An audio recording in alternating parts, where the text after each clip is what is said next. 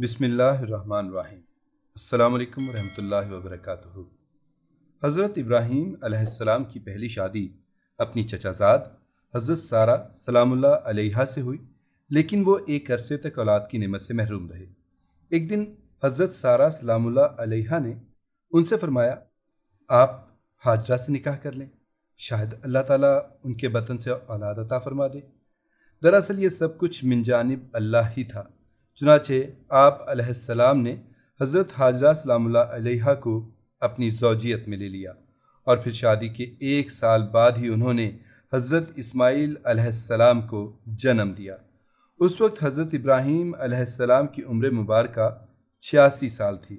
جب حضرت ہاجرہ سلام اللہ علیہا امید سے تھیں تو فرشتے نے آپ علیہ السلام کو لڑکا ہونے کی نوید سنائی اور اسماعیل نام رکھنے کو کہا۔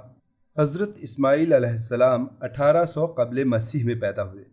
حضرت ابراہیم علیہ السلام دعاؤں، آرزوؤں اور تمناؤں کے بعد پیرانہ سالی میں پہلے فرزند کی پیدائش پر خوشیوں کا بھرپور اظہار بھی نہ کر پائے تھے کہ انہیں ایک اور آزمائش سے گزرنا پڑا۔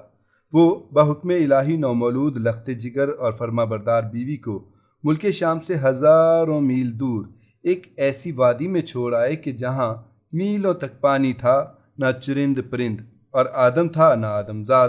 وادی فاران کے سنگلاخ کالے پہاڑوں کے درمیان تپتے صحرا کے ایک بوڑھے درخت کے نیچے اللہ کی ایک نیک اور برگزیدہ بندی اپنے نومولود معصوم بیٹے کے ساتھ چند روز سے قیام پذیر ہیں۔ جو زاد راسات تھا ختم ہو چکا۔ ماں بیٹا بھوک پیاس سے بے حال ہیں۔ ماں کو اپنی تو فکر نہیں، لیکن بھوکے پیاسے بچے کی بے چینی پر ممتا کی طرف فطری امر ہے۔ لیکن اس لق و دق صحرا میں پانی کہاں؟ جوں جوں لخت جگر کی شدت پیاس میں اضافہ ہو رہا تھا، ممتا کی ماری ماں کی بے قراری بھی بڑھتی جا رہی تھی۔ اسی حالت اضطراب میں قریب واقع پہاڑی صفا پر چڑھی کہ شاید کسی انسان یا پانی کا کوئی نشان مل جائے، لیکن بے سود تڑپتے دل کے ساتھ بھاگتے ہوئے ذرا دور دوسری پہاڑی مروا پر چڑھی، لیکن بے فائدہ۔ اس طرح دونوں پہاڑیوں کے درمیان پانی کی تلاش میں 7 چکر مکمل کر لیے۔ ادھر اللہ جل شانہ نے حضرت جبرائیل امین علیہ السلام کے ذریعے شیرخوار اسماعیل علیہ السلام کے قدموں تلے دنیا کے سب سے متبرک اور پاکیزہ پانی کا چشمہ جاری کر کے رہتی دنیا تک کے لیے یہ پیغام دے دیا کہ اللہ پر توکل کرنے والے صابر و شاکر بندوں کو ایسے ہی بیش قیمت انعامات سے نوازا جاتا ہے۔ حضرت عبداللہ بن عباس رضی اللہ تعالی عنہما سے روایت ہے کہ نبی کریم صلی اللہ علیہ وآلہ وسلم نے فرمایا کہ اللہ پاک حضرت اسماعیل علیہ السلام کی والدہ پر رحمت فرمائے، اگر وہ پانی سے چلو نہ بھرتیں اور اسے رکنے کا نہ کہتیں تو وہ ایک بہتا ہوا چشمہ ہوتا۔ آب زمزم غذا بھی ہے اور شفا بھی، دوا بھی ہے اور دعا بھی۔ اللہ تعالیٰ نے نہ صرف ماں بیٹے کے لیے بہترین غذا کا بندوبست کیا، بلکہ تا قیامت مسلمانوں کے فیضیاب ہونے کا وسیلہ بنا دیا۔ حضرت ہاجرہ سلام اللہ علیہا اپنے صاحبزادے کے ساتھ وہیں رہ رہی تھیں کہ ایک روز عرب کے قبیلے بنو جرہم کے کچھ لوگ پانی کی تلاش میں وہاں پہنچے اور حضرت ہاجرہ کی اجازت سے وہاں رہائش اختیار کر لی۔ پھر دوسرے قبائل بھی وہاں آ کر آباد ہوئے، اور یوں دیکھتے ہی دیکھتے وہ سنسان صحرا دنیا کے سب سے مقدس و متبرک اور عظیم شہر مکہ مکرمہ میں تبدیل ہو گیا۔ حضرت ہاجرہ سلام اللہ علیہا نے بیٹے کی پرورش اور تعلیم و تربیت پر خصوصی توجہ دی۔ 13 سال کا طویل عرصہ جیسے پلک جھپکتے گزر گیا۔ حضرت اسماعیل علیہ السلام مکے کی مقدس فضاؤں میں آب زمزم پی کر اور صبر و شکر کی پیکر عظیم ماں کی آغوش تربیت میں پروان چڑھتے ہوئے بہترین صلاحیتوں کے مالک خوبصورت نوجوان کا روپ دھار چکے تھے کہ ایک دن حضرت ابراہیم علیہ السلام تشریف لائے اور فرمایا، اے بیٹا، میں خواب میں دیکھتا ہوں کہ گویا تمہیں ذبح کر رہا ہوں، تو تم سوچو کہ تمہارا کیا خیال ہے؟ فرما بردار بیٹے نے سرے تسلیم خم کرتے ہوئے فرمایا، ابا جان، آپ علیہ السلام کو جو حکم ہوا ہے وہی کیجیے، اللہ نے چاہا تو آپ مجھے صابرین میں پائیں گے۔ سورہ صافات۔ حضرت اسماعیل علیہ السلام کا یہ سعادت مندانہ جواب دنیا بھر کے بیٹوں کے لیے آداب فرزندی کی ایک شاندار مثال ہے۔ اطاعت و فرما برداری اور تسلیم و رضا کی اس کیفیت کو علامہ اقبال نے یوں بیان کیا ہے، یہ فیضان نظر تھا یا کہ مکتب کی کرامت تھی؟ سکھائے کس نے اسماعیل کو آداب فرزندی؟ حضرت ابراہیم علیہ السلام نے بیٹے کا جواب سنا تو انہیں سینے سے لگایا اور حضرت حاجرہ سلام اللہ علیہا کے پاس لے آئے۔ فرمایا، اے حاجرہ، آج ہمارے نور نظر کو آپ اپنے ہاتھوں سے تیار کر دیجئے۔ ممتا کے مقدس، شیریں اور انمول جذبوں میں ڈوبی ماں نے اپنے اکلوتے بیٹے کو نئی پوشاک پہنائی، آنکھوں میں سرما، سر میں تیل لگایا اور خوشبو میں رچا بسا کر باپ کے ساتھ باہر جانے کے لیے تیار کر دیا۔ اسی اثنا میں حضرت ابراہیم علیہ السلام بھی ایک تیز دھار چھری کا بندوبست کر چکے تھے۔ پھر بیٹے کو ساتھ لے کر مکے سے باہر مینا کی جانب چل دیے۔ شیطان نے باپ بیٹے کے درمیان ہونے والی گفتگو سن لی تھی۔ جب اس نے صبر و استقامت اور اطاعت خداوندی کا یہ روح پرور منظر دیکھا تو مضطرب ہو گیا اور اس نے باپ بیٹے کو اس قربانی سے باز رکھنے کا فیصلہ کر لیا۔ چنانچہ جمرہ عقبہ کے مقام پر راستہ روک کر کھڑا ہو گیا۔ حضرت ابراہیم علیہ السلام کے ساتھ موجود فرشتے نے کہا، یہ شیطان ہے، اسے کنکریاں ماریں۔ حضرت ابراہیم علیہ السلام نے اللہ اکبر کہہ کر اسے 7 کنکریاں ماریں، جس سے وہ زمین میں دھنس گیا۔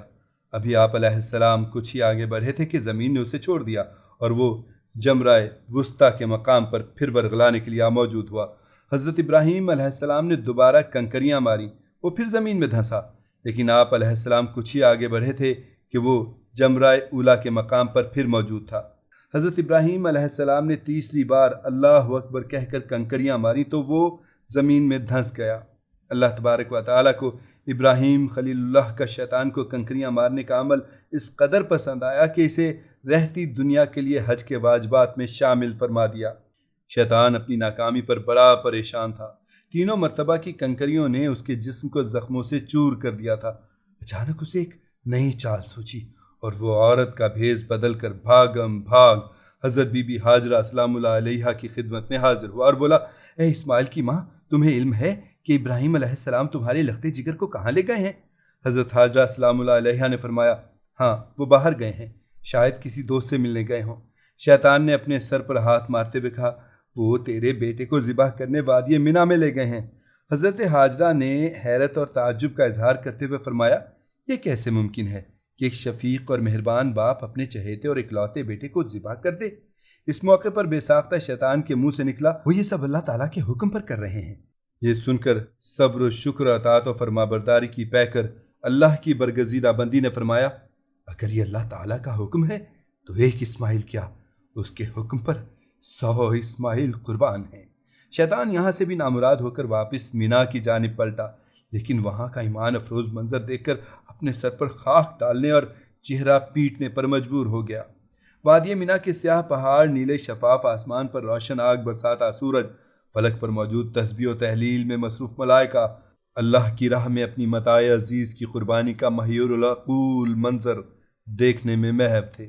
مکے سے آنے والی گرم ہوائیں بھی مینا کی فضاؤں میں موجود عبادت و اطاعت، تسلیم و رضا اور صبر و شکر کی ایک عظیم داستان رقم ہوتے دیکھ رہی تھیں۔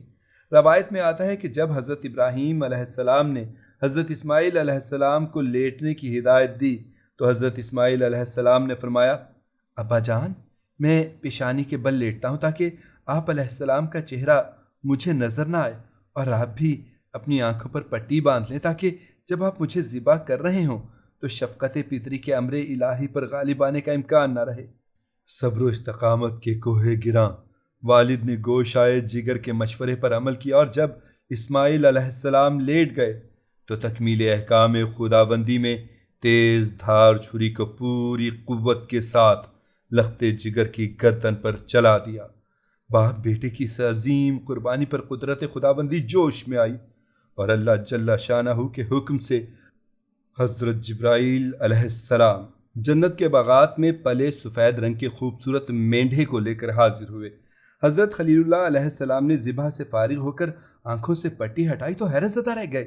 بیٹے کی جگہ ایک حسین مینڈھا ذبح ہوا پڑا تھا، جبکہ حضرت اسماعیل علیہ السلام قریب کھڑے مسکرا رہے تھے۔ اسی اثنا میں غیب سے ندا آئی، اے ابراہیم علیہ السلام، تم نے اپنا خواب سچا کر دکھایا۔